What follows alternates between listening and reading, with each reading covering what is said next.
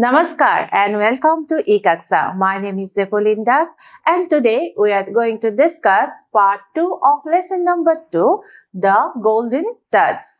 In part 1, we have already discussed the story. In today's session, we are going to discuss activity number 1, 2 and 3. So without much delay, let's start with our activities. So, activities. Let's see how much we have understood. 1. Answer the following questions. So, activity number 1 is basically, it is to check our understanding of the story. So, some questions are given from the story and we have to answer those questions. Okay. So, the first question number A, what did the king wish for? কি সুধিছে আমাক? King. ইয়াত কোনজন কিঙৰ কথা কৈছে? Yes.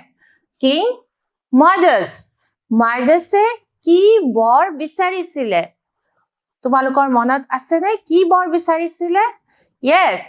যেতিয়া divine স্পিৰিটে king মাইডাছক কি কৰিছিলে? এটা বৰ বিচাৰিবলৈ কৈছিলে। তেওঁ যেতিয়া সন্তুষ্ট হৈ কৈছিলে যে তুমি এটা বৰ বিচাৰা, তোমাৰ যিকোনো এটা উইশ মই গ্ৰান্ট কৰিম। তেতিয়া কিং মাইডাছে কি বিচাৰিছিলে? যে তেওঁ যি বস্তুৱে চুব সেইটোৱে কি হৈ যাব? গোল্ড হৈ যাব। Okay, so the answer will be, আমি কেনেকৈ লিখিম চোৱা? The king wished that everything he touched would turn into gold. তেওঁ কিং মাইডাছে কি বিচাৰিছিলে? যে everything, সকলো বস্তু he touched, যিটোৱে তেওঁ চুৱে, would turn into gold. সোণলৈ পৰিৱৰ্তন হ'ব. Okay, so you can write down this answer in your notebook.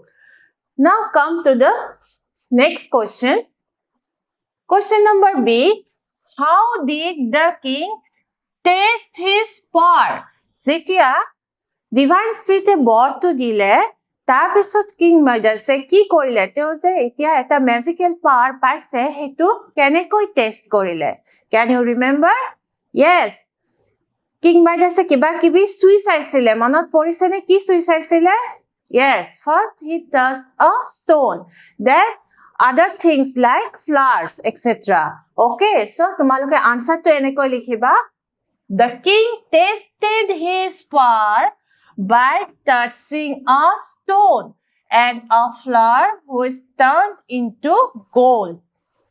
King মাইডাছে কি কৰিছিলে? প্ৰথমতে তেওঁ পাৱাৰটো কেনেকৈ টেষ্ট কৰিছিলে? by touching a stone. প্ৰথমতে এটুকুৰা শিল টাচ কৰিছিলে আৰু তাৰপিছত ফুল ফ্লাৱাৰ টাচ কৰিছিলে আৰু তাৰপিছত কি হৈছিলে? শিল আৰু ফুল দুয়োটাই গোল্ড সোণলৈ পৰিৱৰ্তন হৈ গৈছিলে। Okay, so now question number C, what happened to the princess when the king hugged her? Hug মানে মই কৈছিলো আকোৱালি লোৱা, সাবতি ধৰা। এতিয়া কৈছে যে প্ৰিন্সেছৰ কি হৈছিলে? যেতিয়া কি হৈছিলে? কিঙে প্ৰিন্সেছক হাগ কৰিছিলে, মনত পৰিছে নে? কি হৈছিলে? কিং মাইডাছ গাৰ্ডেনলৈ গৈছিলে আৰু গাৰ্ডেনত প্ৰিন্সেছ খেলি আছিলে আৰু দেউতাকক দেখি যেতিয়া প্ৰিন্সেছ কিঙৰ ওচৰলৈ আহিলে, the king hugged her and immediately she turned into a statue of gold. Yes. So, we'll write our answer like this. When the king hugged the princess, she turned into a statue of gold. Statue মানে কৈছিলো, statue মানে মূৰ্তি। কিহৰ মূৰ্তি? সোণৰ মূৰ্তিলৈ পৰিৱৰ্তন হৈছিলে, কাৰণ কিং মাইডাছৰ বৰ আছিলে, তেওঁ এটা ম্যাজিকেল পাৱাৰ আছিলে যে তেওঁ যি চুব সেইটোৱে গোল্ড হৈ যাব। Okay, so write down this answer in your notebook. Come to the next question. Question number D, how did the king get rid of his golden touch? তেওঁৰ এই যাদুকৰী যিটো ক্ষমতা আছিলে, কি কোনটো ক্ষমতা? গোল্ডেন টাচৰ, যিটোৱে চুৱে সোণালী স্পৰ্শ, যিটোৱে চুৱে সেয়াই সোণলৈ পৰিৱৰ্তন হয়, সেই মেজিকেল পাৱাৰটোৰ পৰা কেনেকৈ ৰিড হৈছিলে, ৰিড হোৱা মানে কেনেকৈ তাৰ পৰা মুক্তি পাইছিলে, অব্যাহতি পাইছিলে। মনত পৰিছেনে কেনেকৈ পাইছিলে? যেতিয়া ডিভাইন স্পিৰিটে কৈছিলে যে নদীত হাতখন ধুই দিলে সেই মেজিকেল পাৱাৰটো, সেই গল্ডেন টাচটো নোহোৱা হৈ যাব। সো আমি আনসাৰটো এনেকৈ লিখিম, The king got rid of the golden touch by washing his hands in the river. River, নদীত যেতিয়া হাতখন ধুইছিলে, wash কৰিছিলে, তেতিয়া তেওঁৰ সেই মেজিকেল পাৱাৰটো নোহোৱা হৈ গৈছিলে। Okay? So, the next question is question number E. What lesson did King Midas learn at the end? So, this story is with some moral lesson. অকল কিং মাইডাছে যে সেই লেসনটো পাইছে এনেকুৱা নহয়, এজ ৰিডাৰ আমি যেতিয়া ষ্টৰিটো পঢ়িছো আমিও এটা লেসন পাইছো। এতিয়া কোৱেশ্চনটো সুধিছে যে শেষত কি হৈছিলে? King Midas, he was a completely changed man. তেওঁৰ সকলো চিন্তাধাৰা, তেওঁৰ এটিটিউড, বিহেভিয়াৰ সকলো চেঞ্জ হৈ গৈছিলে। কিহৰ কাৰণে চেঞ্জ হৈছিলে? যে তেওঁ এটা লেসন পাইছিলে, এটা শিকনি পাইছিলে, এটা নীতি শিক্ষা পাইছিলে। কি শিকনি পাইছিলে তেওঁ? এতিয়া চোৱা, একদম লাষ্টৰ পিকচাৰটো তোমালোকে যেতিয়া লেসনটো লাষ্টৰ পিকচাৰত কিং মাইডাছে এটা কথা কৈছিলে, য'ত তেওঁ বৰ্তমান কি ভাবে সেইটো তেওঁ প্ৰকাশ কৰিছিলে। কি বুলি কৈছিলে? Answer will be, King Midas learned that gold is not more precious than love, relationships, and happiness. Earlier, King Midas was a greedy man. He wanted more and more and more gold and money. He was a king, but he was not at all satisfied with his money, whatever he had. But after this golden touch, যিখিনি হল যে নিজৰ ছোৱালীজনীয়ে সোণৰ মূৰ্তিলৈ পৰিৱৰ্তন হৈ গল, king মাইডাছে চাৰিওপিনে সোণ, কিন্তু তেওঁ ভোক লাগিলেও একো খাব নোৱাৰে। তাৰপিছত লাহে লাহে কিং মাইডাছে বুজি পালে, gold is not more precious. gold precious, মূল্যবান নহয়। কিহতকৈ মূল্যবান নহয়? love, মৰম, ভালপোৱা, relationships, সম্বন্ধবোৰ, আৰু happiness, তাৰ মানে happiness, মানুহৰ লগত সম্বন্ধ, মৰম, ভালপোৱা, এইবোৰ টকা পইচা সোণ হীৰাতকৈও বেছি মূল্যবান। তাৰ মানে আমি নিজৰ লগত যি আছে আমি সেইলৈয়ে সুখী হ'ব লাগে। Whatever we have, we possess, we should be content, satisfied. Okay? Then only we can feel happy. Okay. So come to the next activity. In activity number 2, some sentences are given. And this sentence, some sentences are correct and some are incorrect. So here it says, read the following statements. ইয়াত তলত থকা sentence বিলাক, statements বিলাক পঢ়িব কৈছে। Put a tick. এনেকৈ এটা টিক দিব কৈছে on the correct statement, যেটো শুদ্ধ statement তাত এটা টিক দিব কৈছে, and cross on the incorrect one. So কোনবাটো statement correct, কোনবাটো statement incorrect, and you have to put a tick mark on the correct statement, and for the wrong statement you have to cross the statement. Here are the box given, so তোমালোকে tick বা cross কৰিব লাগিব। So let's look at the first statement. Statement number A. King Midas was very happy with his wealth. Very happy বুলি কৈছে। King Midas কি বুলি কৈছে? He was very happy with his wealth. Was King Midas happy? No, initially he was not at all satisfied with whatever he had. He was king, he had lots of wealth, but he wanted more gold, more money, and wanted to be the richest king in the entire world. So the first statement, is it true or false? It is correct or wrong? So we have to put a cross mark because this statement is wrong. Statement number B. The king tested his new power by touching a stone. B কি কৈছে যে নিজৰ নতুন পাৱাৰটো Kings কেনেকে test কৰিছিলে by touching a stone. এটা stone touch কৰি. Yes, correct. Already আমি question answer হেইটো কৰিছো আৰু তাতো আমি লিখিছো যে প্ৰথমতে এটা হিল চুই কিং মাইডাছে নিজৰ পাৱাৰটো টেষ্ট কৰিছিলে. Okay.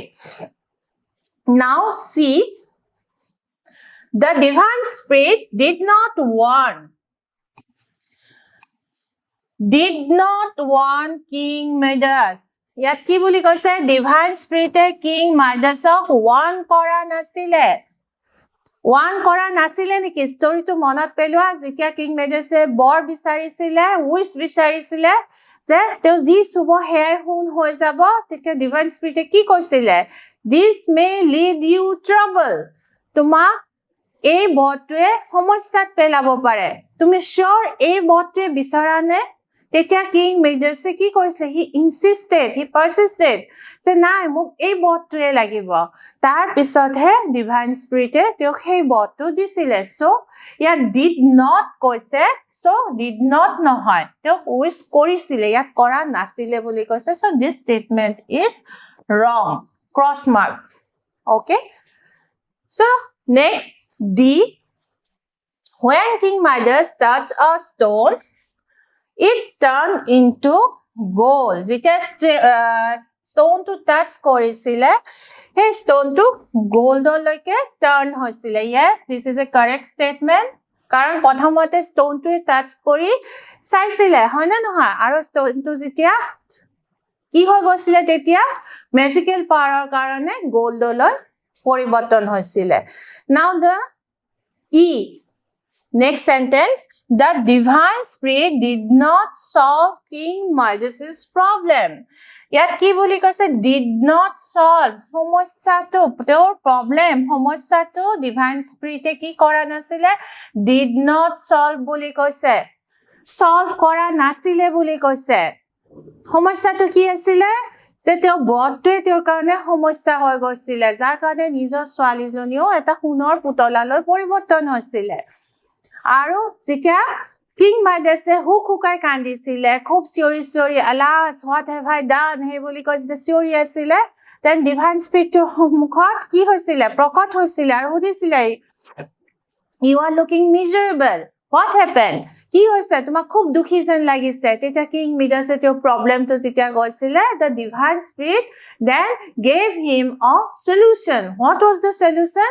To wash his hands in the river so that he could get rid of the golden touch. Okay, so to problem to solve কৰিছিলে কিন্তু ইয়াত solve কৰা নাই বুলি কৈছে so this statement is incorrect, wrong, so cross mark. Okay, so next exercise activity number 3, and this is the last activity of today's session.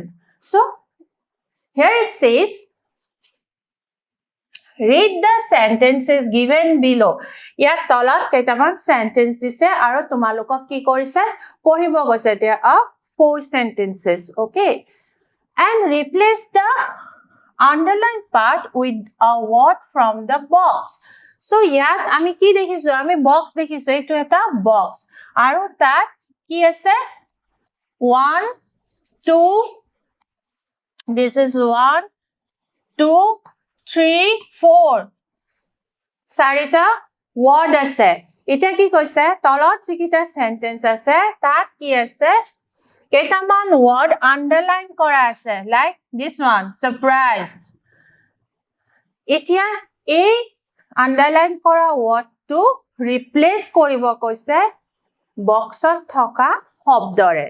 Okay, so আমি প্ৰথমতে চাই লওঁ boxত কি শব্দ আছে. The first word is shocked, second word is excited, third word is granted, and 4 is insisted. Okay, so there are 4 words and there are 4 sentences. First sentence, sentence number 1 of ki koise King Midas was surprised. It is surprise word to ami replace কৰিব লাগিব. That means we have to find the synonym of surprise. So, ইয়াত কোনটো হ'ব? Yes, one. Shocked. This one. King Midas was surprised. King Midas was actually shocked. We can replace surprise with the word shocked. So write down the answer. Number 2, the divine spirit agreed to fulfill his wish. Now, agreed to fulfill. So we have to find out the synonym of this word, which is number 3, granted. Okay. Granted, অসমীয়াত কয় মঞ্জুৰ কৰা. Agreed to fulfill মানে তেওঁ সন্মত হৈছিলে, তেওঁ বৰটো যি বিচাৰিছিলে সেইটো দিবলৈ সন্মত হৈছিলে. Now, next sentence number 3. King Midas demanded forcefully that his wish be fulfilled. So, demanded forcefully. This is number 4. Insisted.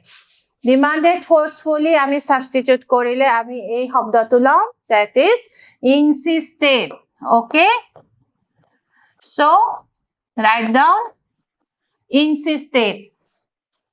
Now 4. King Midas was happy and enthusiastic when his wish was fulfilled. Yet happy and enthusiastic এই শব্দটো replace কৰিব কি? Number 2, which is excited. Okay, so excited, that means to be happy and enthusiastic. So আমি যদি ইয়াত মই ভালকৈ আনসাৰখিনি লিখি দিছো, তোমালোকে কপিত নোট ডাউন কৰি লোৱা. 1ৰ হ'ব shock, 2ৰ হ'ব granted, number 3 insisted, number 4 excited. Okay, so that's the end of today's session. Hope you have enjoyed the class. See you again in the next session. Thank you and have a nice day.